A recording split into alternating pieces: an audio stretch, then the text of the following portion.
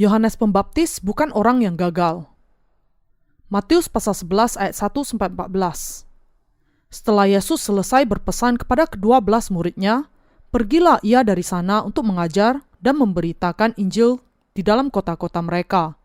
Di dalam penjara, Yohanes mendengar tentang pekerjaan Kristus, lalu menyuruh murid-muridnya bertanya kepadanya, "Engkaukah yang akan datang itu, atau haruskah kami menantikan orang lain?" Yesus menjawab mereka, "Pergilah dan katakanlah kepada Yohanes apa yang kamu dengar dan kamu lihat.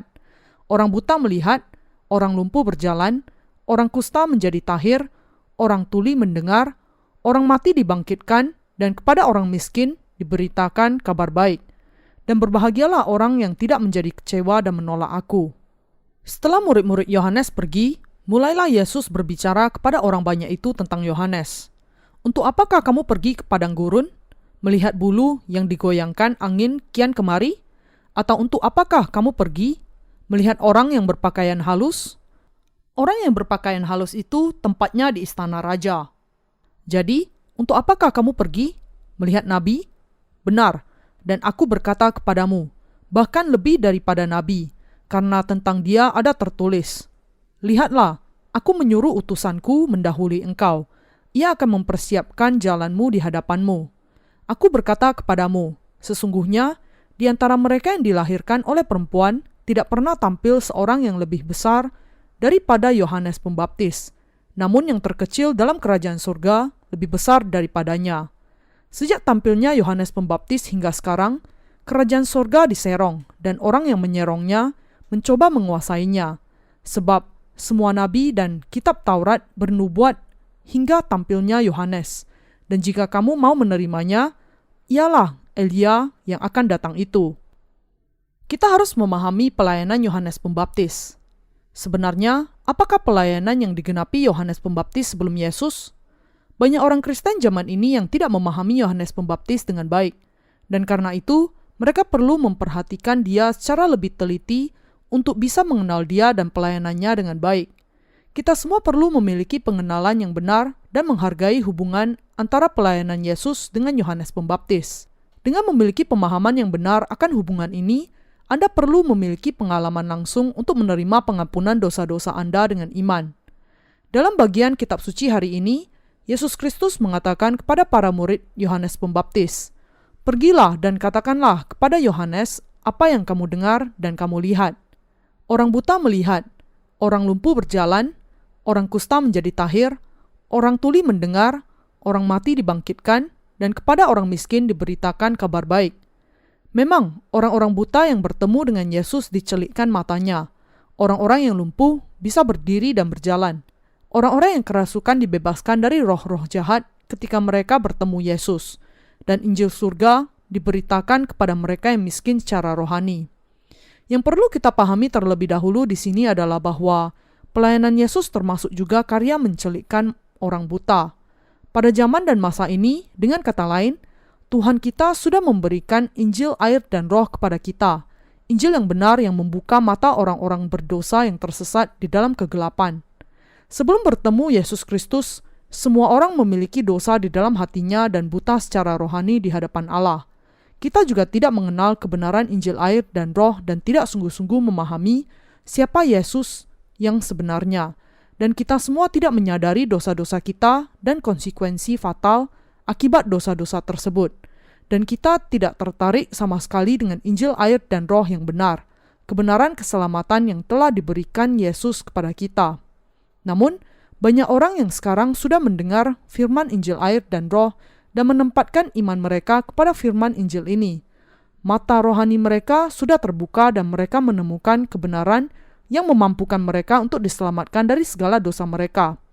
Mereka yang mengenal dan percaya kepada Injil yang asli ini sekarang sudah menemukan kebenaran pengampunan dosa yang belum pernah mereka kenal sebelumnya. Mata iman mereka sudah terbuka dan mereka sudah melakukan karya Allah. Sebagaimana mata jasmani kita melihat segala sesuatu yang ada di dunia ini, sekarang kita bisa melihat dunia rohani dengan terang setelah mata rohani kita dibuka dengan iman kita kepada Injil air dan roh. Demikianlah seseorang bisa mencapai pemahaman bahwa pelayanan Yesus semuanya adalah pelayanan Injil air dan roh. Karena dosa-dosa kita, Anda dan saya sudah menjadi buta dan lumpuh secara rohani, tidak bisa melihat pelayanan Allah dan melakukan pekerjaannya. Dengan kata lain, kita yang juga adalah orang-orang berdosa memang pasti akan masuk neraka. Namun, Yesus Kristus datang ke bumi ini, dibaptiskan oleh Yohanes Pembaptis dan mencurahkan darahnya di atas kayu salib, dan dengan itu menggenapi karya yang menghapuskan segala dosa dunia. Karena itu, semua orang yang percaya kepada kebenaran ini bisa mengalami bahwa segala dosanya sepenuhnya sudah dibasuhkan. Yesus Kristus sudah membasuhkan semua dosa kita dengan datang ke bumi ini, dibaptiskan oleh Yohanes Pembaptis, dan mencurahkan darahnya di atas kayu salib. Bahkan sekarang, karya Allah yang demikian terus dibukakan dengan luar biasa di dalam hati mereka yang percaya kepada Injil, air, dan Roh. Dengan kuasa Injil, air, dan Roh, Tuhan kita telah membuka mata rohani orang-orang yang percaya kepadanya, dan Dia sudah menjadikan kita yang dahulu lumpuh secara rohani untuk bangkit dan berdiri dengan kaki kita sendiri. Kita perlu memahami di sini bahwa jika kita berusaha untuk melakukan karya Allah tanpa memiliki iman kepada Injil, air, dan Roh, tidak akan ada keuntungan apapun bagi kita, baik untuk tubuh maupun roh kita. Mereka yang masih belum menerima pengampunan dosa akan terus berpikir, "Aku harus hidup dengan saleh. Aku harus berbuat baik kepada semua orang." Tetapi tidak seorang pun yang bisa mencapai hal itu, atau melakukan apa yang baik dan benar. Sebelum kita mengenal Injil, air, dan Roh, kita memiliki dosa di dalam hati kita, dan karena itu kita semua adalah orang-orang berdosa. Dan sebagai akibatnya, kita tidak bisa mengerti apakah kebenaran Allah itu, dan juga tidak bisa melakukannya.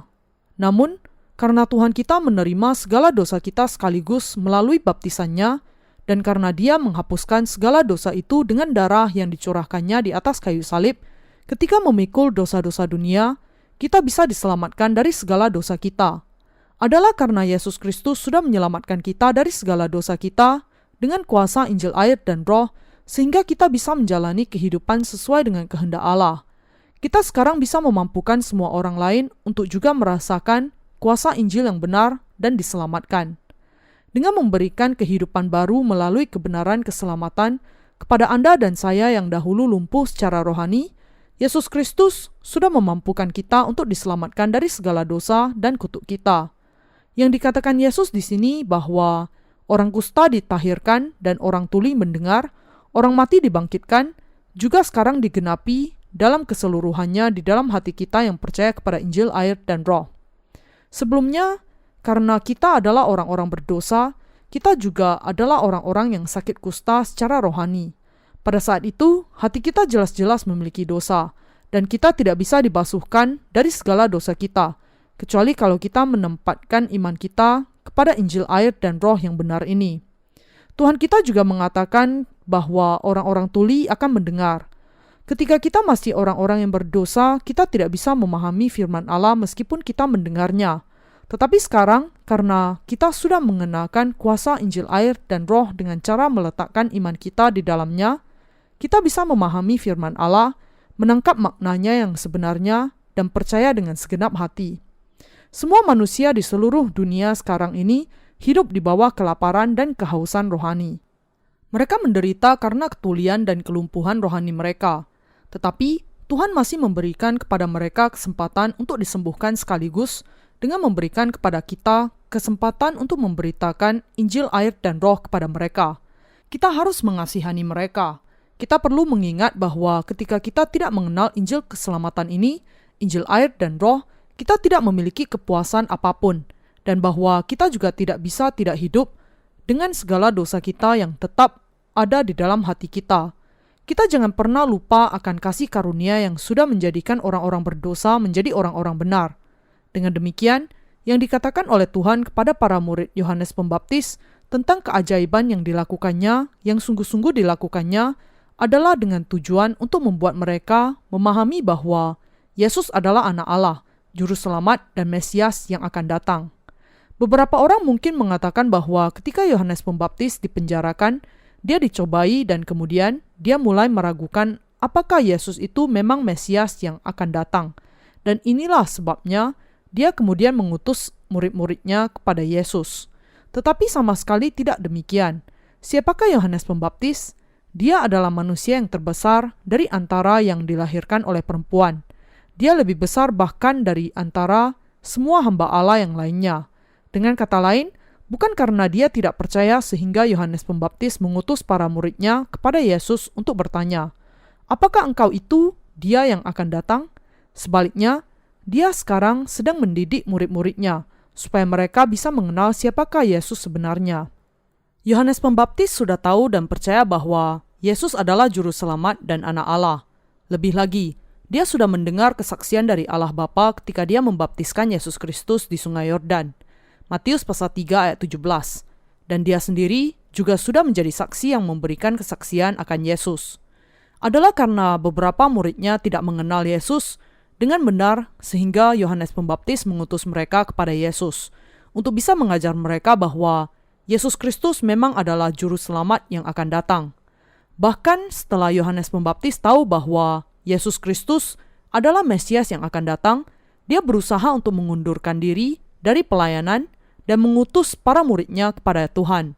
Untuk menyatakan tentang Yesus kepada bangsa Israel, Yohanes bahkan mengatakan, "Ia, Yesus, harus makin besar, tetapi aku harus makin kecil."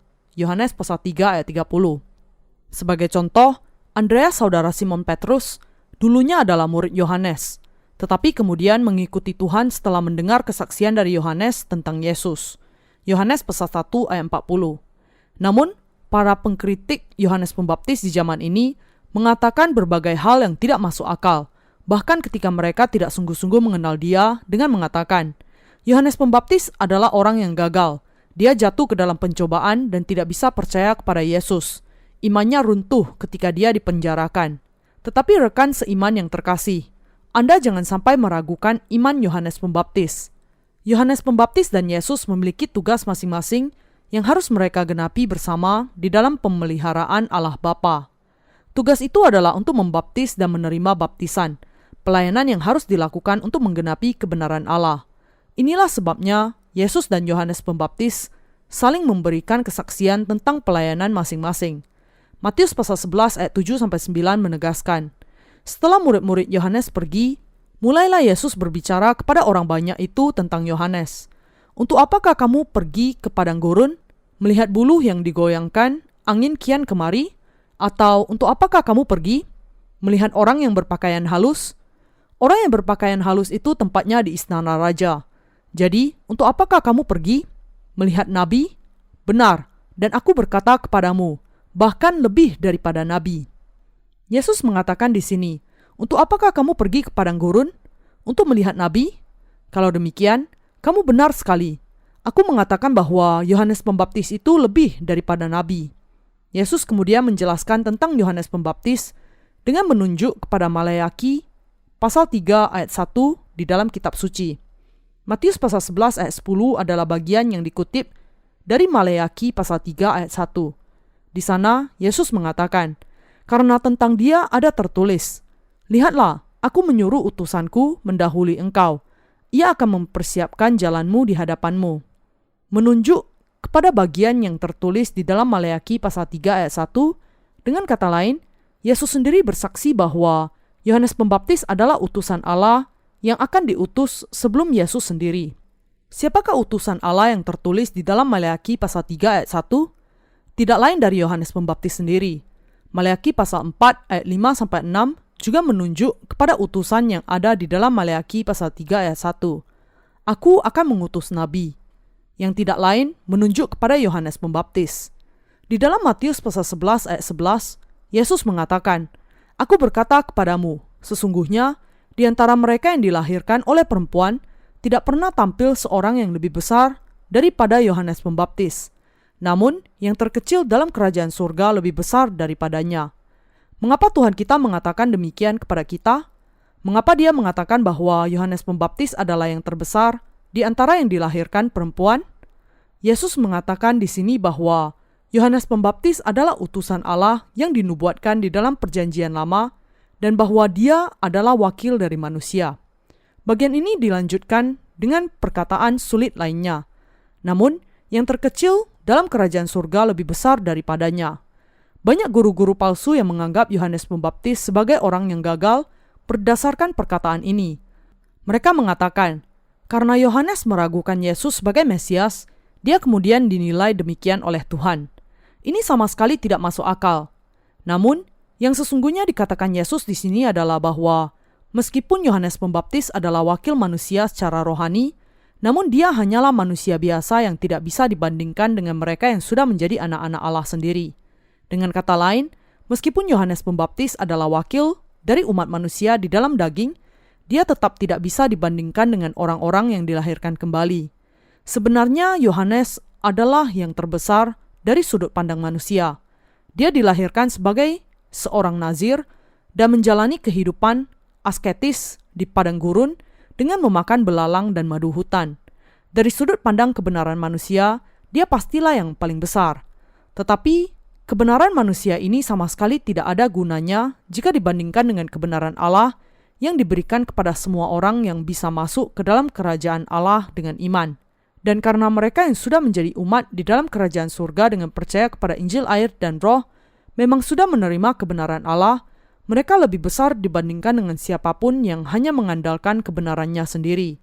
Seseorang mungkin menjadi wakil manusia di dunia ini menurut daging, tetapi dia lebih kecil dibandingkan dengan mereka yang sudah menjadi umat Allah dengan percaya kepada Injil, air, dan Roh.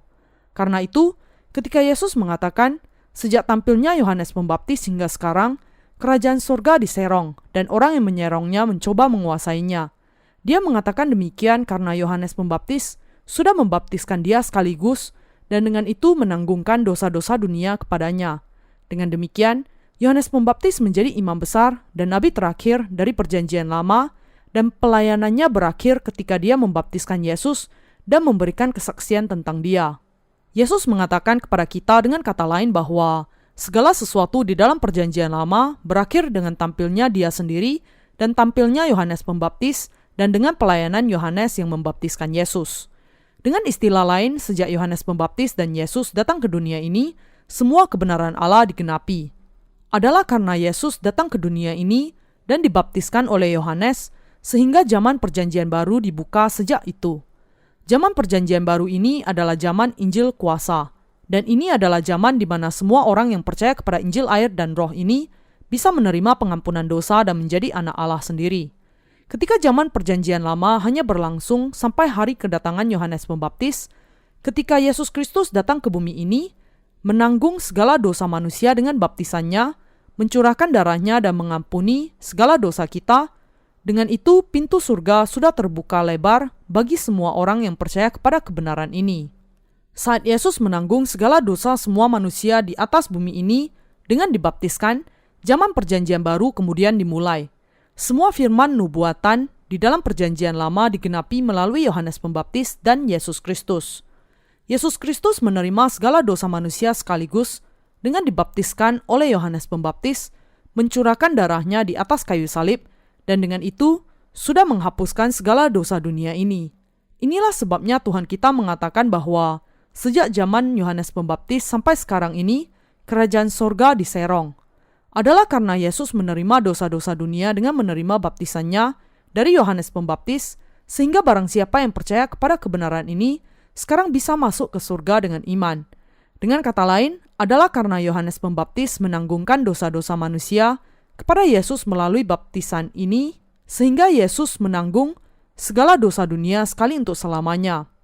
Karena Yohanes Pembaptis dilahirkan dari keturunan keluarga Imam Besar Harun, dia bisa menggenapi peran untuk menanggungkan dosa-dosa dunia kepada Yesus sebagai imam besar terakhir dari masa Perjanjian Lama. Bahwa semua orang yang percaya kepada kebenaran ini sekarang bisa masuk surga dengan iman adalah karena Yohanes Pembaptis sudah menanggungkan segala dosa dunia kepada Yesus dengan membaptiskan dia. Dan adalah karena Yesus menanggung segala dosa dunia sehingga zaman keselamatan bagi umat manusia sekarang sudah menjelang bagi kita. Dengan peristiwa terbesar sepanjang sejarah ini, zaman Perjanjian Lama berakhir dan zaman Perjanjian Baru dimulai. Dan Yesus menggenapi pelayanannya sebagai juru selamat kita dengan menanggung segala dosa manusia dengan baptisannya, mencurahkan darahnya, dan bangkit dari kematian. Karena itu, sebuah zaman yang baru sudah terbuka dari mereka yang percaya kepada baptisan yang diberikan Yohanes Pembaptis kepada Yesus di mana kerajaan surga diserong. Kerajaan surga tidak bisa sungguh-sungguh dikuasai dengan paksa menggunakan kekuatan daging. Apa kemudian makna rohani dari bagian ini? Demikian, Yesus menjelaskan kepada kita rahasia tentang surga, bahwa karena dia menerima segala dosa dunia ketika Yohanes Pembaptis membaptiskan dia, dan ketika dia kemudian menerima baptisan itu, dan karena dia disalibkan, mencurahkan darahnya, dan bangkit dari kematian lagi, setiap orang sekarang bisa memiliki surga dengan percaya kepada Injil ini. Tuhan kita mengatakan, sebab semua nabi dan kitab Taurat bernubuat hingga tampilnya Yohanes. Dengan kata lain, nubuat di dalam perjanjian lama berlangsung terus sampai masa kedatangan Yohanes Pembaptis. Tentu saja, lebih tepat untuk mengatakan bahwa zaman perjanjian lama berlangsung sampai hari kelahiran Yesus. Tetapi hal itu terjadi tepatnya ketika Yohanes Pembaptis membaptiskan Yesus, sehingga semua nubuatan di dalam perjanjian lama secara rohani digenapi. Elia yang akan datang itu tidak lain adalah orang ini, Yohanes Pembaptis. Yesus mengatakan di dalam Matius pasal 11 ayat 14, "Dan jika kamu mau menerimanya, ialah Elia yang akan datang itu." Bagian ini menjelaskan bahwa utusan Allah yang tertulis di dalam Maleakhi pasal 3 ayat 1 dan pasal 4 ayat 5-6 tidak lain menunjuk kepada Yohanes Pembaptis. Karena Yohanes Pembaptis adalah wakil dari manusia yang terbesar di antara yang dilahirkan perempuan, ini berarti bahwa dia lebih besar dibandingkan dengan semua nabi yang ada di dalam perjanjian lama. Yohanes Pembaptis adalah hamba Allah yang lebih besar dibandingkan semua hamba Allah yang lain, termasuk Musa, Elia, Yeremia, Yehezkiel, dan Daniel. Ketika dia datang ke dunia ini, dia menggenapi peranan sebagai nabi dan sebagai wakil dari manusia. Dia juga menggenapi peranan sebagai imam besar terakhir dari masa perjanjian lama. Adalah karena Yohanes Pembaptis membaptiskan Yesus di sungai Yordan sehingga segala dosa manusia ditanggungkan kepada Yesus sekali untuk selamanya. Semua nubuat di dalam perjanjian lama, dengan kata lain, digenapi sekaligus melalui pelayanan Yohanes Pembaptis dan pelayanan Yesus. Karena itu kita semua harus memahami dan percaya bahwa peranan Yohanes Pembaptis sangatlah tidak bisa dipisahkan dari karya keselamatan bagi manusia. Adalah pelayanan Yohanes Pembaptis yang memainkan peranan pembantu ketika Yesus Kristus menggenapi Injil air dan Roh. Kita semua harus menyadari bahwa dengan menerima baptisannya dari Yohanes Pembaptis, Yesus menggenapi seluruh nubuat di dalam perjanjian lama. Sejauh dalam hubungannya dengan pemeliharaan Allah bagi keselamatan manusia, kita semua harus memahami dan percaya, tanpa terkecuali, akan betapa luar biasanya kebenaran ini. Yang saya jelaskan kepada Anda di sini adalah hubungan antara pelayanan Yesus dengan pelayanan Yohanes Pembaptis. Memang sangat diperlukan, pelayanan Yesus dan Yohanes Pembaptis itu harus ada untuk menggenapi kehendak Bapa di dalam satu kesatuan. Dan kalau Yohanes Pembaptis tidak memberikan kesaksian akan Yesus sebagai juru selamat, dan kalau dia tidak menanggungkan segala dosa dunia kepadanya dengan membaptiskannya, Yesus tidak akan bisa menggenapi pelayanannya yang menghapus segala dosa dunia. Adalah karena Yesus disebut di dalam kesaksian Yohanes Pembaptis sebagai anak domba Allah yang menanggung segala dosa dunia, sehingga kita bisa diselamatkan dari segala dosa dengan mempercayainya. Demikianlah Anda dan saya bisa dibasuhkan dari segala dosa kita hari ini dengan menempatkan iman kita kepada Injil air dan Roh. Kita bisa percaya kepada Injil yang benar sepenuhnya ketika kita percaya sepenuhnya kepada bagian kitab suci yang menjelaskan tentang siapakah Yohanes Pembaptis itu.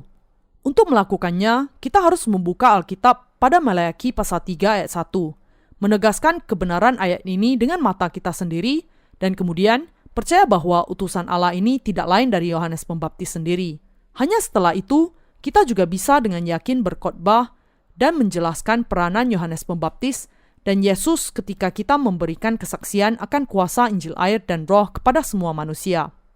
Maleakhi pasal 3 ayat 1 mengatakan, "Lihat, aku menyuruh utusanku supaya ia mempersiapkan jalan di hadapanku. Dengan mendadak, Tuhan yang kamu cari itu akan masuk ke baitnya. Malaikat perjanjian yang kamu kehendaki itu, sesungguhnya ia datang, firman Tuhan semesta alam." Siapakah utusan di dalam ayat ini? Tuhan semesta alam mengatakan bahwa dia akan mengutus hambanya ke dunia ini. Dan di dalam Matius pasal 11 ayat 10, di Perjanjian Baru, Yesus Kristus sendiri memberikan kesaksian tentang bagian dari Perjanjian Lama ini. Ketika kita membandingkan kedua ayat ini, kita bisa melihat dengan jelas bahwa utusan Allah itu tidak lain dari Yohanes Pembaptis sendiri yang mengenainya Yesus bersaksi. Menurut kita, siapakah Yohanes Pembaptis itu? Utusan Allah yang dijanjikannya untuk diutusnya kepada kita di dalam Perjanjian Lama adalah Yohanes Pembaptis. Pelayanan yang tidak bisa ditiadakan untuk menghapuskan dosa-dosa dunia ini. Mari kita membaca sekali lagi bagian akhir dari Matius pasal 3 ayat 1. Dengan mendadak, Tuhan yang kamu cari itu akan masuk ke baitnya. Malaikat perjanjian yang kamu kehendaki itu, sesungguhnya ia datang, firman Tuhan semesta alam. Utusan dari perjanjian yang dinubuatkan di sini menunjuk kepada Yesus Kristus. Jadi, nubuat di dalam Perjanjian Lama akan digenapi oleh Yohanes Pembaptis dan Yesus Kristus ketika mereka diutus ke bumi ini seturut dengan kehendak Allah Bapa. Bagian ini berkaitan dengan nubuat lain yang mengatakan, sesungguhnya seorang perempuan muda mengandung dan akan melahirkan seorang anak laki-laki, dan ia akan menamakan dia Immanuel. Yesaya pasal 7 ayat 14.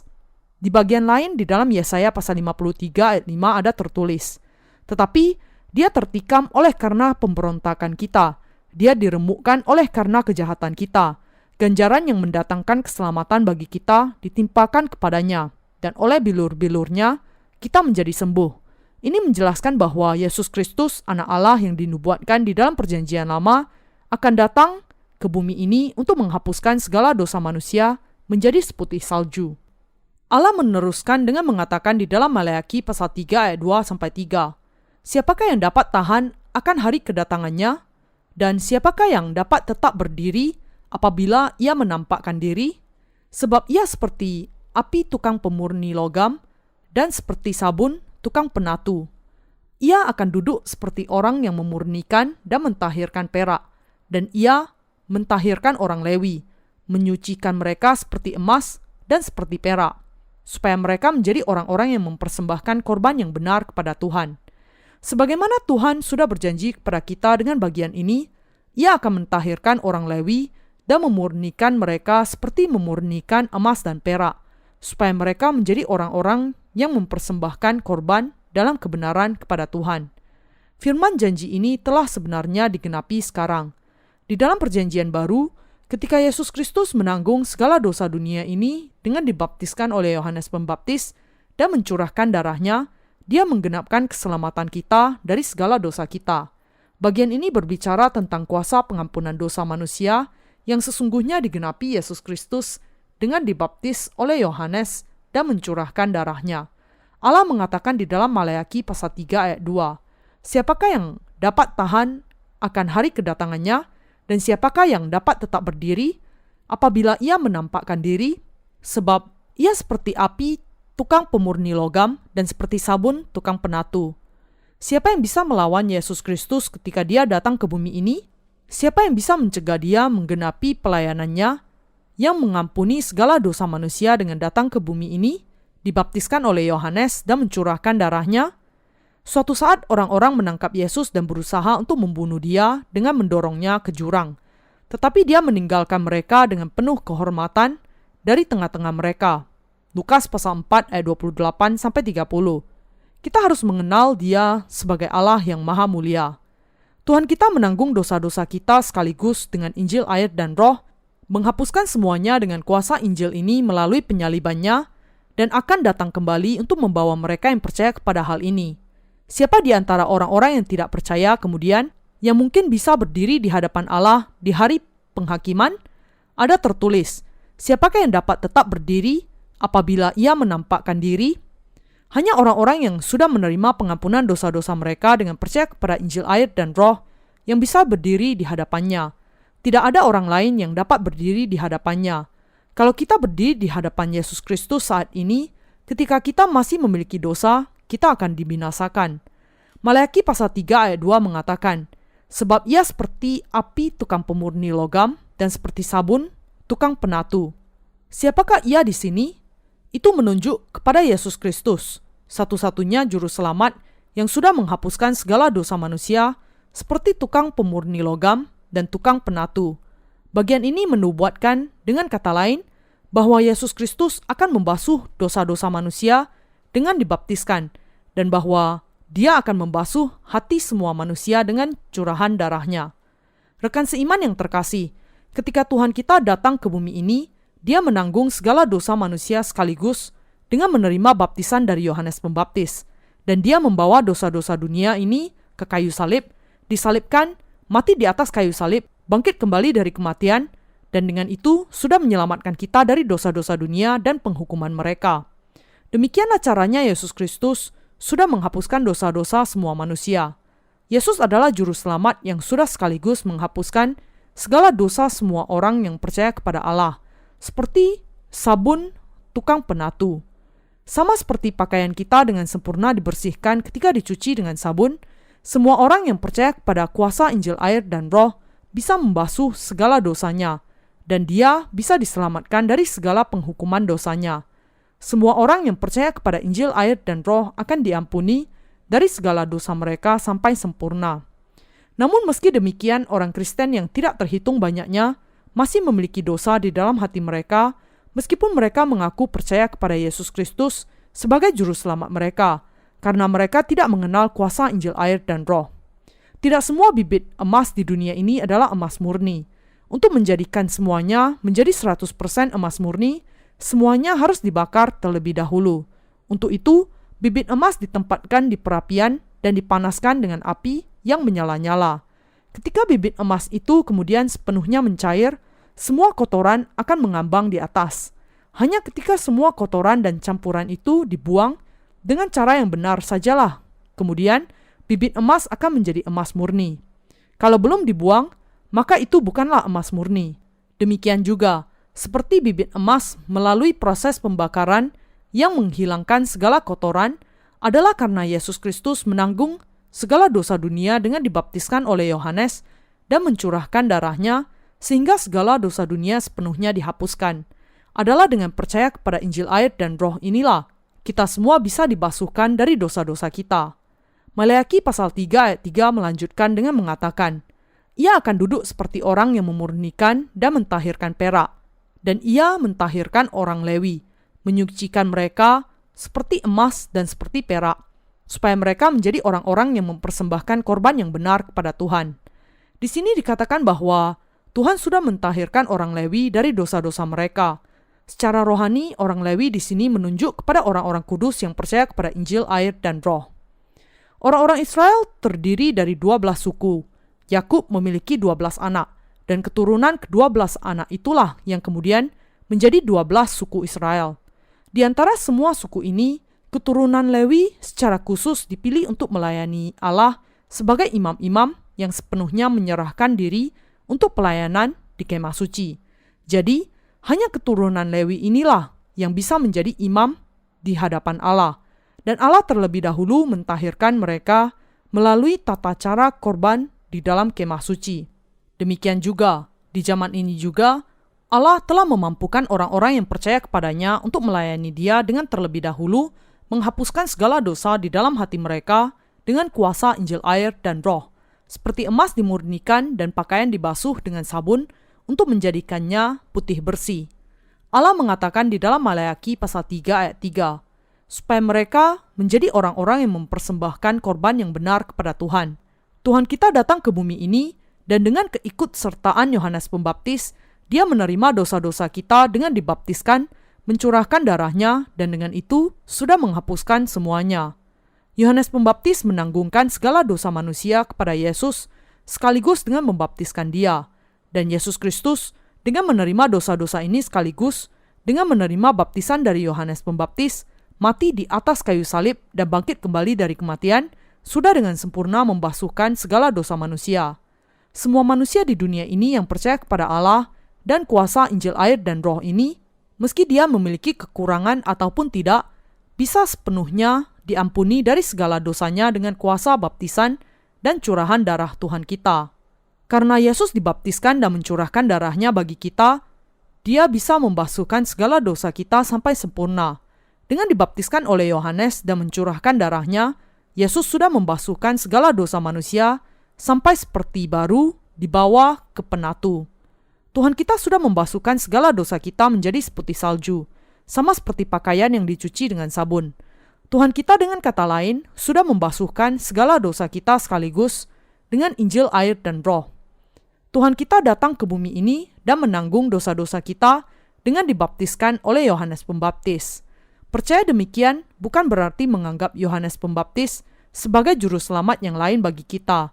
Yohanes Pembaptis adalah nabi terakhir dari masa Perjanjian Lama dan wakil umat manusia, dan dia adalah imam besar dunia yang terakhir yang diutus ke dunia ini untuk menggenapi firman nubuatan dari Perjanjian Lama, dan khususnya nubuat tentang Elia yang akan datang. Ketika Yohanes Pembaptis yang datang ke bumi ini 6 bulan sebelum kedatangan Yesus Kristus membaptiskan Yesus, segala dosa dunia ditanggungkan kepadanya. Karena itu, semua nubuat di dalam Perjanjian Lama tentang Yesus secara sempurna digenapi dengan kedatangan Yohanes Pembaptis, baptisan yang diberikannya kepada Yesus, dan melalui penyaliban, kematian, serta kebangkitan Yesus Kristus.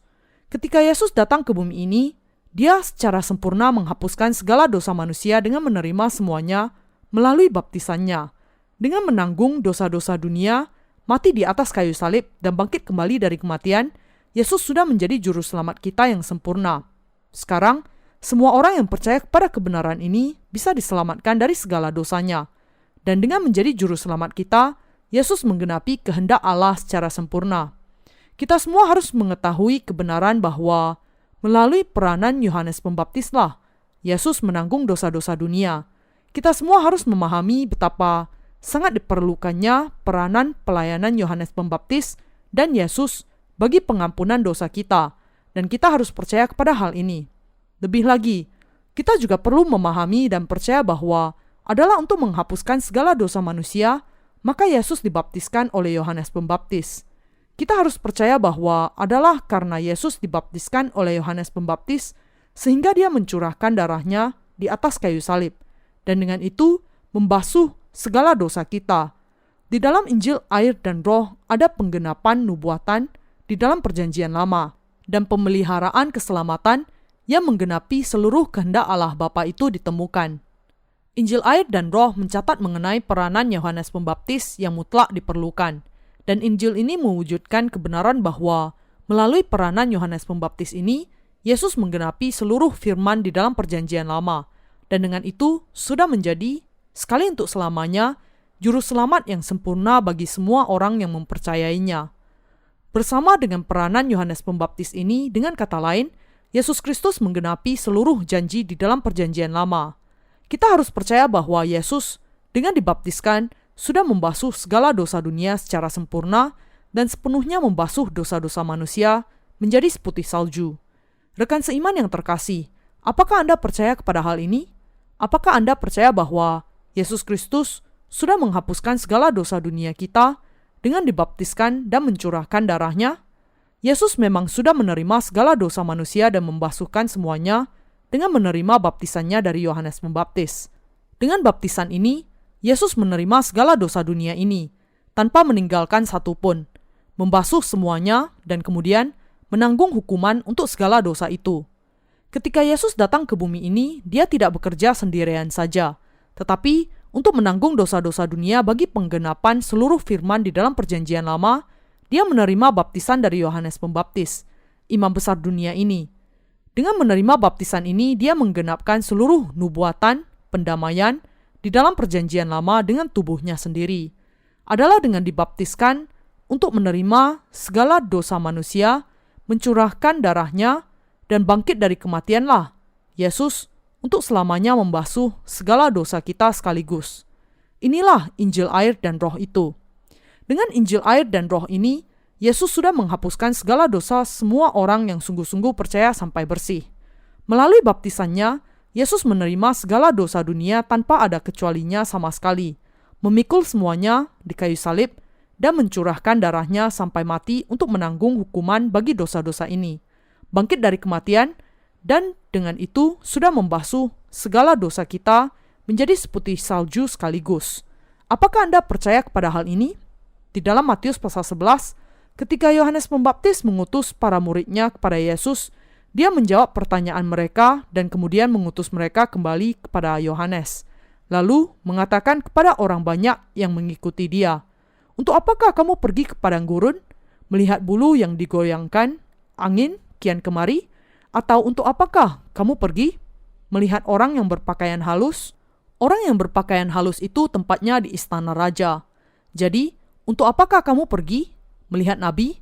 Benar, dan aku berkata kepadamu, bahkan lebih daripada nabi. Dia tidak lain dari Yohanes sendiri. Dia lebih besar di antara yang dilahirkan oleh perempuan. Tetapi yang terkecil di dalam kerajaan surga jauh lebih besar dibandingkan dengannya. Yohanes Pembaptis adalah wakil umat manusia. Tetapi kalau dia datang ke hadirat Allah hanya dengan kebenarannya sendiri, dia menjadi lebih kecil dibandingkan dengan semua orang yang dilahirkan kembali. Yesus kemudian mengatakan, sejak tampilnya Yohanes Pembaptis hingga sekarang, kerajaan surga diserong, dan orang yang menyerongnya mencoba menguasainya. Sejak tampilnya Yohanes Pembaptis hingga sekarang, kerajaan surga diserong, dan Tuhan kita melanjutkan, orang yang menyerongnya mencoba menguasainya. Bagian ini tidak berarti bahwa pasukan yang kuat mengalahkan penjaga surga, membuka gerbangnya, dan menguasainya. Sekarang adalah waktunya Injil air dan Roh harus menunjukkan kuasanya yang penuh. Tidak ada seorang pun yang bisa masuk ke dalam kerajaan surga, kecuali orang-orang yang dilahirkan kembali, yang sudah dibasuhkan dari segala dosanya, dengan percaya kepada Injil air dan Roh. Yohanes pasal 3 ayat 5. Dengan kata lain, kita bisa masuk ke dalam kerajaan Allah hanya dengan percaya kepada pelayanan Injil air dan Roh ini. Inilah sebabnya mengapa Yesus mengatakan bahwa waktunya untuk masuk ke dalam surga dimulai sejak zaman Yohanes Pembaptis. Karena Yohanes Pembaptis sudah menanggung segala dosa manusia kepada Yesus dengan membaptiskannya, Yesus memang menerima semuanya, dan karena ini Tuhan kita menerima segala dosa kita, membasuhkan semuanya, dan menanggung semua penghukumannya di atas kayu salib. Barang siapa percaya kepada kebenaran ini akan menerima pengampunan dosa dengan sempurna, karena dia percaya demikian, dan dia akan masuk ke surga dengan iman ini. Yang dikatakan Yesus di sini sama sekali tidak berarti bahwa surga adalah tempat di mana hanya orang-orang kuat yang bisa masuk. Sama sekali tidak. Dia justru mengatakan bahwa hanya orang-orang beriman yang percaya kepada Injil air dan Roh yang bisa masuk ke surga. Orang-orang yang tidak mengenali Injil air dan Roh memiliki keraguan akan kata-kata di dalam Matius pasal 11 ayat 12 yang mengatakan, sejak tampilnya Yohanes Pembaptis hingga sekarang, kerajaan surga diserong, dan orang yang menyerongnya mencoba menguasainya. Mereka menjadi bingung dan berpikir, apakah mereka itu para penjara yang kejam? Ketika dikatakan di sini bahwa kerajaan surga akan diserong, ini menunjuk pada iman kita yang kuat akan kebenaran Allah yang memampukan kita untuk menjadikan surga sebagai milik kita. Di sana dikatakan, dengan kata lain, bahwa mereka yang memiliki iman kepada Injil air dan Roh bisa menjadikan surga sebagai milik mereka. Adalah dengan percaya kepada Injil air dan Roh di hadapan Allah, dan hanya dengan iman ini, kita bisa menjadikan kerajaan surga itu sebagai milik kita. Kita tidak bisa masuk ke surga dengan kebenaran kita sendiri. Kalau kita berdiri di hadapan Allah, hanya dengan kebaikan dan keburukan kita sendiri, tidak ada yang bisa berdiri di sana. Namun, ketika kita mengenakan kebenarannya yang sempurna dengan percaya kepada Injil air dan Roh, kita kemudian bisa memiliki keberanian untuk masuk ke surga dan berdiri di hadapan Allah. Galatia pasal 3 ayat 27. Semua orang yang percaya kepada firman Injil air dan Roh bisa menjadikan surga sebagai miliknya. Bagaimana dengan Anda? Tidakkah Anda ingin menjadikan kerajaan surga sebagai milik Anda dengan menempatkan iman Anda kepada Injil air dan Roh? Sudahkah Anda percaya kepada Injil air dan Roh sampai saat ini? Sudahkah Anda percaya kepada pelayanan Yesus dan pelayanan Yohanes Pembaptis untuk menjadikan surga sebagai milik Anda? Barang siapa yang tidak menjadikan surga sebagai miliknya, tidak bisa mendapatkannya secara tepat karena dia tidak menempatkan imannya kepada kuasa Injil air dan Roh. Anda harus percaya kepada kebenaran ini. Kebenaran yang memampukan Anda untuk masuk ke dalam surga tidak lain adalah Injil air dan Roh ini. Iman kepada Injil air dan Roh ini adalah hakikat dari iman Kristen, karena kita dibenarkan oleh iman dan hanya oleh iman saja. Ini menjelaskan bahwa karena Yohanes Pembaptis menanggungkan segala dosa manusia kepada Yesus dengan membaptiskannya, dan karena Yesus menerima segala dosa ini melalui Yohanes Pembaptis dengan menerima baptisan darinya, dia sudah menghapuskan segala dosa mereka yang percaya kepadanya, sebagaimana pakaian yang dicuci dengan sabun dibasuh sampai bersih. Dengan dibaptiskan oleh Yohanes dan mencurahkan darahnya, Tuhan kita telah dengan sepenuhnya dan dengan sempurna menghapuskan semua dosa kita, seperti mereka diputihkan. Inilah sebabnya semua orang yang percaya kepada peranan Yohanes Pembaptis dan baptisan serta curahan darah Yesus sebagai kebenaran pengampunan dosa akan dibasuhkan dari segala dosanya dengan iman dan bisa masuk ke dalam kerajaan surga. Kerajaan surga ini menjadi milik mereka yang kuat di dalam iman, yang memiliki iman yang penuh keberanian. Pengampunan dosa diterima melalui iman kepada Injil, air, dan Roh, dan kita bisa masuk surga dengan percaya bahwa Yesus adalah Allah sendiri, bahwa Dia adalah Allah yang menciptakan kita, bahwa Dia adalah juru selamat kita, dan bahwa Dia sudah secara sempurna dan lengkap membasuhkan segala dosa kita dengan dibaptiskan. Adalah dengan percaya kepada Injil, air, dan Roh ini, sehingga kita bisa menjadi anak-anak Allah dan tidak memiliki dosa. Yesus dan Yohanes Pembaptis adalah yang menjadikan mungkin bagi kita untuk bisa masuk surga dengan iman. Apakah Anda percaya kepada hal ini? Bagi mereka yang masih memiliki dosa di dalam hati mereka sekarang, karena mereka tidak memiliki iman kepada Injil, air, dan Roh, itulah mereka tetap berdosa. Pada dasarnya, mereka tidak hanya menolak untuk memahami Injil, air, dan Roh, tetapi mereka juga menyangkali pentingnya keberadaan Yohanes Pembaptis. Kita perlu menyadari di sini bahwa ketidakmampuan untuk mengenal Yohanes Pembaptis yang bekerja bersama dengan Yesus untuk menanggungkan segala dosa kepadanya atau menganggapnya sebagai orang yang gagal sama saja dengan menyangkal Yesus dan menolak keselamatan. Orang-orang yang demikian masih mempertahankan dosa-dosanya meskipun mereka mengaku percaya kepada Yesus, dan mereka masih percaya kepada Yesus sebagai juru selamat secara buta saja. Orang-orang berdosa ini yang hatinya masih berdosa, percaya hanya sesuai dengan pemikiran subjektif mereka sendiri. Dan inilah sebabnya hati mereka belum dibasuhkan, dan sebabnya mereka masih bergumul dengan dosa-dosa mereka. Beberapa waktu yang lalu, saya pernah didatangi oleh sekelompok orang Kristen yang mengatakan bahwa Yohanes Pembaptis adalah seorang yang gagal, berdasarkan ayat Alkitab ini. Alasannya adalah karena Yohanes Pembaptis mengutus murid-muridnya kepada Yesus dan bertanya kepadanya, "Engkaukah yang akan datang itu? Atau haruskah kami menantikan orang lain?" Ini hanya bisa berarti bahwa Yohanes Pembaptis meragukan bahwa Yesus adalah juru selamat. Mereka tidak bisa mengelak dari kesalahpahaman ini karena mereka sudah menganggap Yohanes Pembaptis sebagai orang yang gagal. Dan inilah sebabnya mereka mengatakan demikian. Kalau seseorang tidak memahami peranan Yohanes Pembaptis dan betapa pentingnya pelayanannya, dia pasti akan berakhir dengan kesalahpahaman yang demikian. Kalau orang-orang itu memiliki sedikit saja pemahaman akan perjanjian lama, dan kalau mereka memahami bahwa pelayanan Yohanes Pembaptis sudah dinubuatkan dan dituliskan secara terperinci di dalam kitab Maleaki, mereka tidak akan sampai kepada kesimpulan penafsiran yang salah demikian. Hal yang sama juga berlaku dengan kita. Kalau kita tidak sungguh-sungguh memahami peranan Yohanes Pembaptis dan pelayanan Yesus, kita tidak akan bisa memahami Injil, air, dan Roh juga. Kalau memang demikian yang terjadi, betapa mengerikannya konsekuensi yang akan terjadi, bukan? Beberapa murid Yohanes tidak percaya bahwa Yesus adalah Mesias yang akan datang. Itulah sebabnya Yohanes Pembaptis mengutus beberapa muridnya untuk menemui Yesus supaya mereka sendiri melihat siapakah Yesus, mendengar firman-Nya dengan telinga mereka sendiri dan percaya kepadanya serta mengikut Dia. Kalau seseorang tidak memahami pelayanan Yohanes Pembaptis, dia tidak akan bisa memahami Injil yang benar. Dan kalau seseorang tidak memahami Injil ini dengan benar, dia tidak bisa mengenal Yesus dengan benar. Dan sebagai akibatnya, dia akan menjauh dari kebenaran dan akhirnya tidak bisa percaya kepada kebenaran apapun. Inilah sebabnya bagian dari kitab Maleaki itu sangat penting. Tentu saja, setiap bagian dari seluruh perjanjian lama itu penting.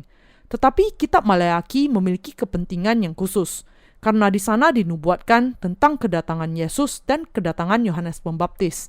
hamba Allah yang akan membaptiskan Yesus. Dengan kitab Maleakhi lah nubuatan di dalam perjanjian lama berakhir. Setelah Nabi Maleakhi, tidak ada hamba Allah yang muncul selama lebih dari 400 tahun.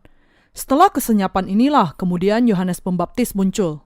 Di manakah dia muncul? Dia muncul untuk pertama kalinya di padang gurun. Setelah menunjukkan dirinya, Yohanes Pembaptis berseru kepada orang-orang Israel di zamannya, "Bertobatlah, kamu keturunan ular beludak." Dia adalah hamba Allah yang mengenakan pakaian dari kulit unta, memakan belalang dan madu hutan. Yohanes Pembaptis adalah sungguh-sungguh utusan Allah. Anda semua harus memiliki pemahaman yang kuat tentang kenyataan bahwa Yohanes Pembaptis menggenapi peranannya, yaitu untuk membaptiskan Yesus. Nubuat mengenai Yohanes Pembaptis tertulis di dalam kitab Maleakhi dan kitab Yesaya.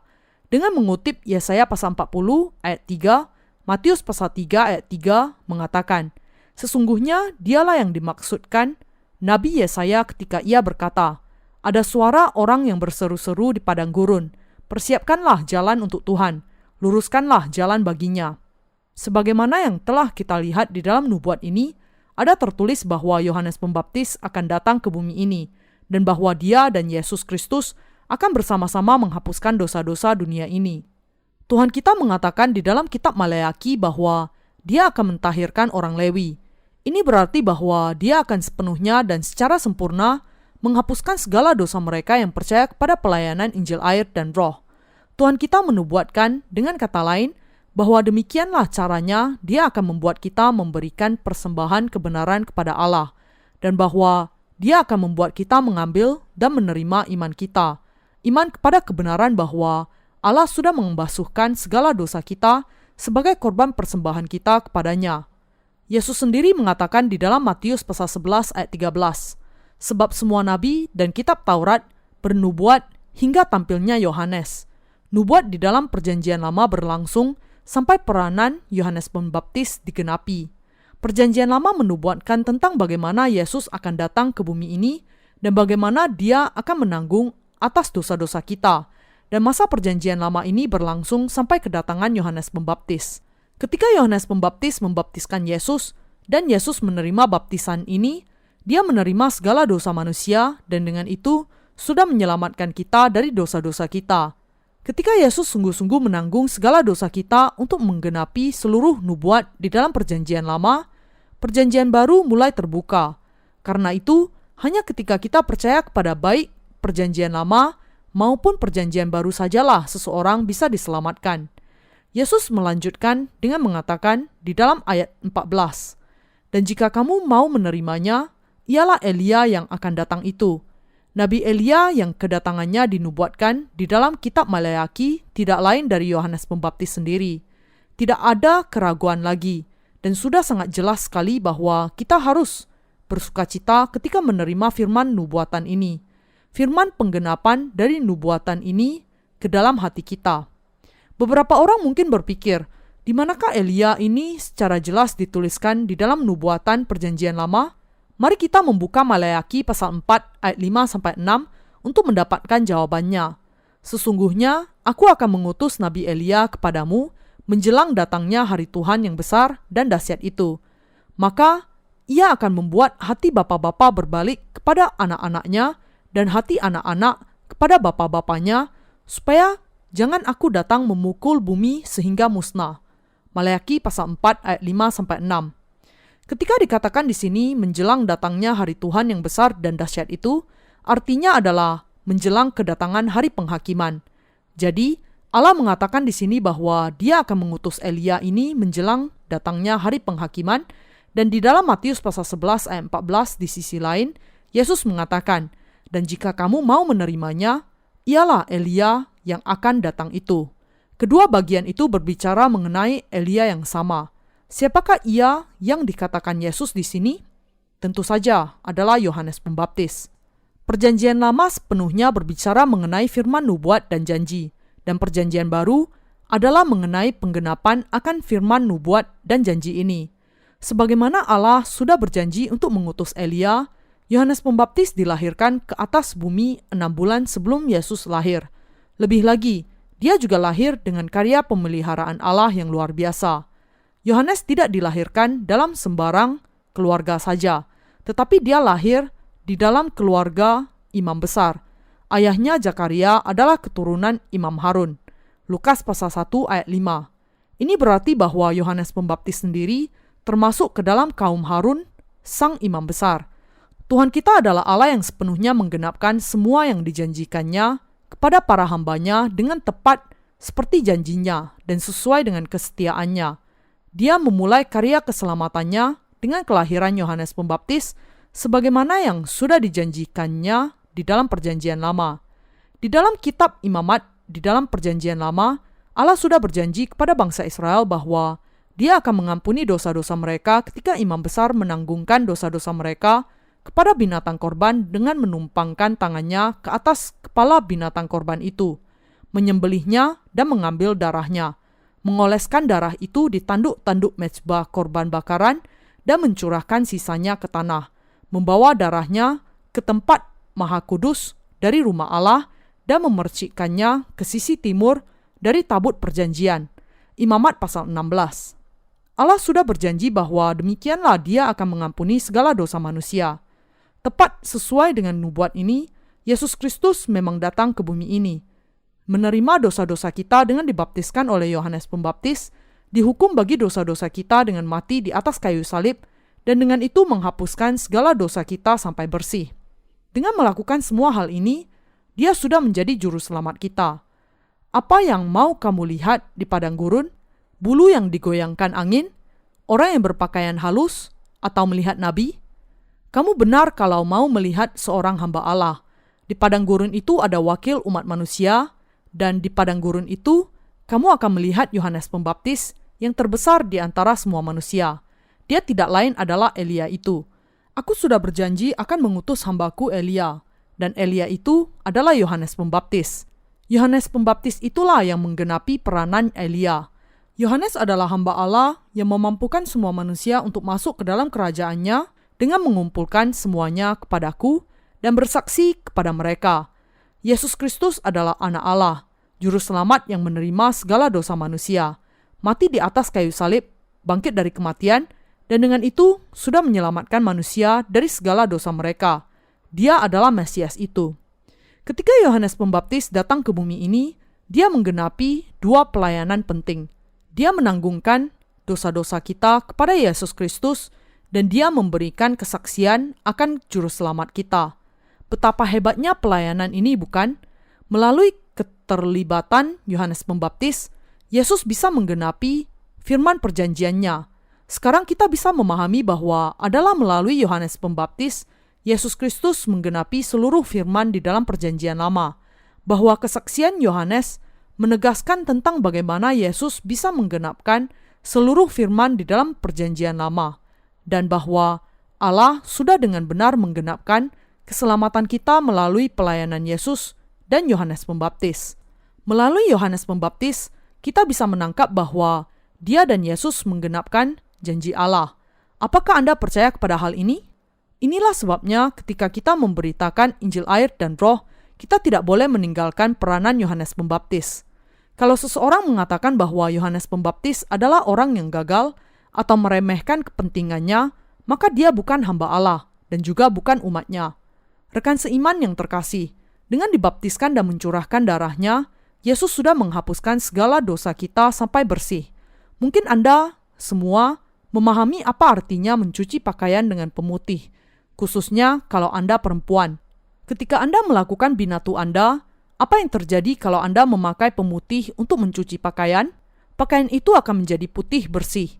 Ini disebut mencuci dengan pemutih. Di masa pramodern Korea, orang memakai cairan tertentu untuk mencuci pakaian yang kotor. Di zaman itu, orang-orang Korea hanya memakai pakaian berwarna putih, sehingga Korea pernah dijuluki sebagai bangsa dengan pakaian putihnya. Pakaian putih itu tentu saja terkena noda sejalan dengan waktu dan kemudian menjadi kekuning-kuningan. Mereka kemudian akan memasukkan pakaian itu ke dalam sebuah panci besar yang sudah diisi dengan cairan khusus pemutih dan kemudian merebusnya. Setelah ini, mereka akan mengeluarkan pakaiannya dan mencucinya lagi dengan sabun, lalu memukulnya dengan pukulan kayu. Pakaian itu kemudian akan menjadi seputih mungkin. Demikian, Yesus sudah menghapuskan segala dosa kita dengan sangat sempurna. Semuanya karena kenyataan bahwa Dia menanggung atas dosa-dosa kita dengan dibaptiskan oleh Yohanes Pembaptis, mati di atas kayu salib bagi kita. Dia sudah menghapuskan semuanya, sehingga tidak ada lagi sedikit pun yang masih perlu dibersihkan. Dia sudah menghapuskan segala dosa kita secara sempurna dan untuk selamanya. Demikianlah bagaimana Yesus sudah menjadi juru selamat kita. Inilah yang menjadi kepentingan yang sangat besar dari bagian di dalam Matius pasal 11 ayat 1-14 itu. Ketika kita sungguh-sungguh memberikan kesaksian akan Injil itu kepada orang-orang lain, kita sering melihat ayat-ayat hanya secara sepintas saja.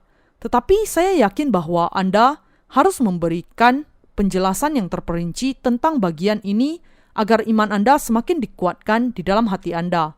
Iman yang Anda dan saya miliki ini sangatlah berharga. Bukan hanya sedikit orang di beberapa negara saja yang sudah dilahirkan kembali melalui firman ini.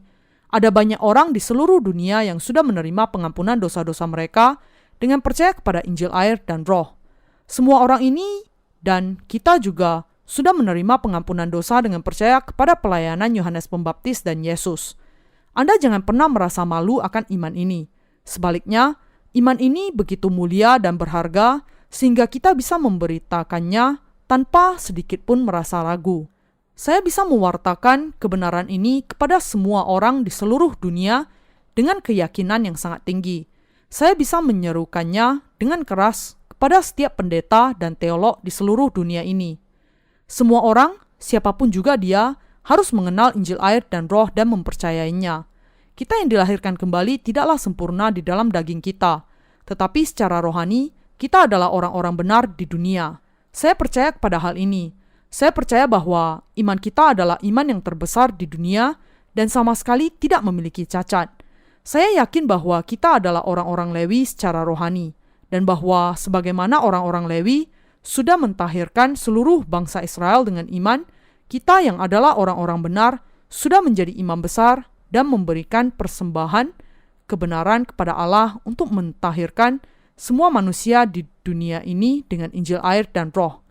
Rekan seiman yang terkasih, apakah Anda sungguh-sungguh percaya kepada kuasa Injil air dan Roh? Untuk mempersembahkan iman yang benar ini kepada Allah adalah mempersembahkan persembahan kita yang pantas dan murni kepadanya. Iman kepada kuasa Injil air dan Roh ini adalah iman yang memampukan kita untuk menjadikan surga sebagai milik kita. Iman inilah yang menjadikan kita sebagai alat kebenaran, dan iman inilah yang memampukan kita untuk menjadi para pekerja Allah. Iman inilah persembahan yang paling layak kepada Allah. Saya mengucap syukur kepada Allah yang memberikan kepada kita iman demikian di dalam Injil air dan Roh.